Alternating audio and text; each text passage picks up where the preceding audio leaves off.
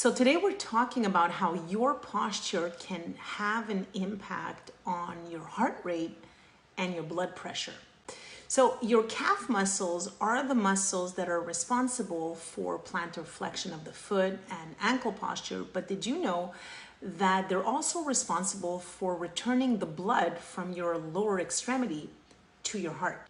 Now, the first point of contact with the ground happens through your feet. And your foot posture has a direct impact on your spinal curvatures and on your posture and the way that you actually stand up and fight gravity. As a matter of fact, if your upper body is not properly aligned in comparison to your lower body, it is going to create a displacement of your center of mass. That forward displacement is going to cause your muscles to work overtime. Not only will this deplete your body of oxygen and of energy, but it also can affect your blood pressure. An interesting study talks about the effects of different body positions on blood pressure and heart rate. The conclusion of this study is that in a standing position, sympathetic arousal significantly increases. So in other words, your blood pressure and heart rate are going to increase if you're in a standing position versus a horizontal or lying down position.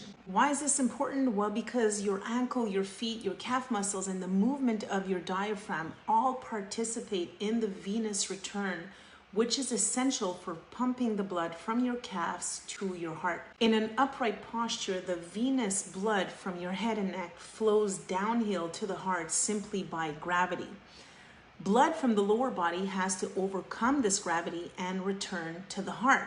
This is why people who sit for extended periods of time may suffer from venous blood pooling in the legs. This happens when the venous pressure is not sufficient to override gravity and the venous return is then reduced. And because the heart cannot pump more blood than it receives, cardiac output may decrease and sometimes may even lead to dangerous levels where a person may fall or faint.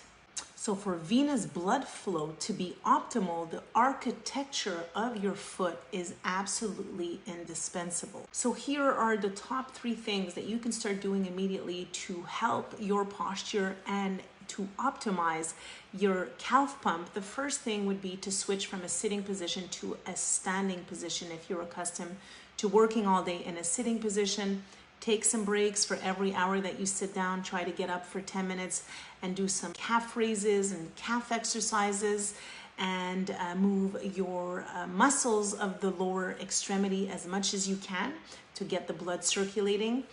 But most importantly, what I would recommend is to fix your foot posture, and you can do this by either doing some proprioceptive exercises.